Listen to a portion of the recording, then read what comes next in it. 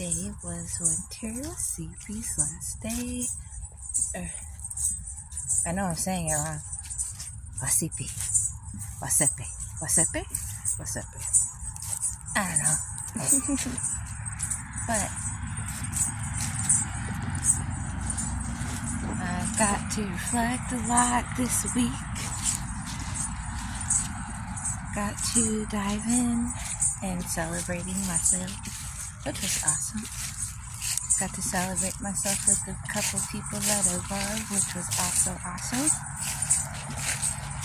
And then I got to thank my ancestors. I went to church. I chanted. And that's what works for me, right? A trifecta of all three things.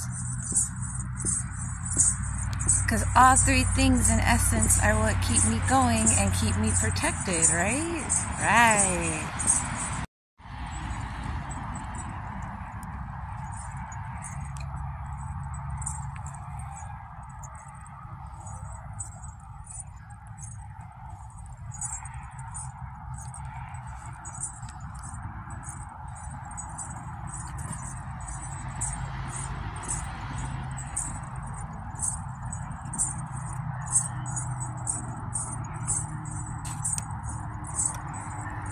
Thank you, thank you, thank you. Thank you for blessing me with the people in my life that support me and uplift me. Thank you for my lineage, my wonderful ancestors, my gorgeous relatives, my wonderful family members, my talented friends, my intelligent and insightful mentors, all the incredibly talented artists that have influenced my life from the very beginning. I am so grateful, so very grateful. Oh my gosh.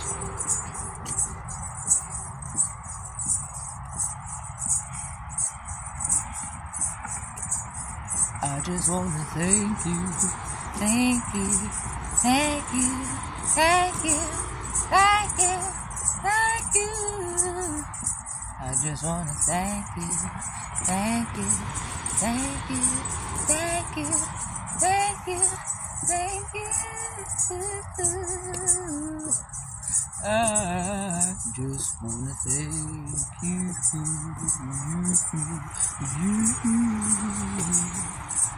I just want to thank you, thank you, thank you.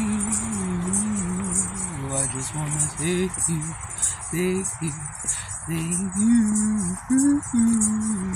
I just want to thank you.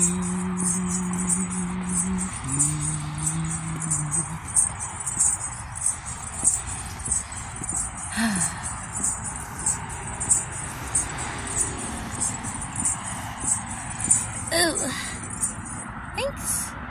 Thank you very much. Thank you, thank you, thank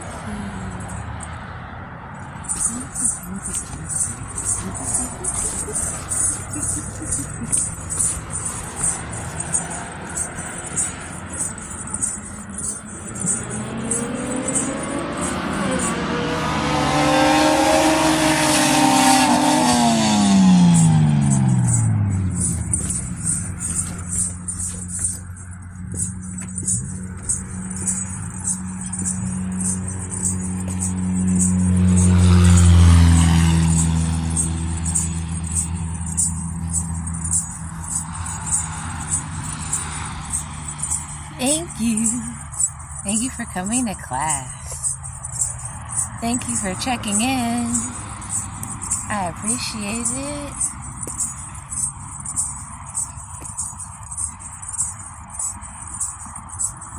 In the art of having emotional intelligence, I find that a mental pause is a beautiful thing. An emotional pause is an even greater thing. I got to share and talk with a couple of my friends, and listening to them, they all have different mental pauses. Some are physical pauses, like everything just stops. Focus on your breathing for a second. Don't think about the information that just came in. Focus on yourself for 2 seconds. What you just heard, what was said, what was done just upset you. I need you to breathe. I need you to breathe before you react. I need you to center yourself in the midst of your dismay. In the middle of that breath, your first thought, you can train yourself.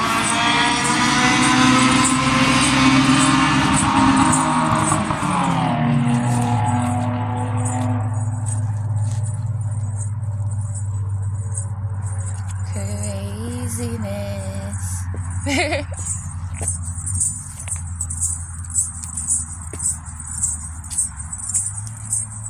You can train yourself to immediately say, I love you. I love you, me. I love you, me. And what was just said, what was just done, is not going to make us lash out or react in an emotional or negative way.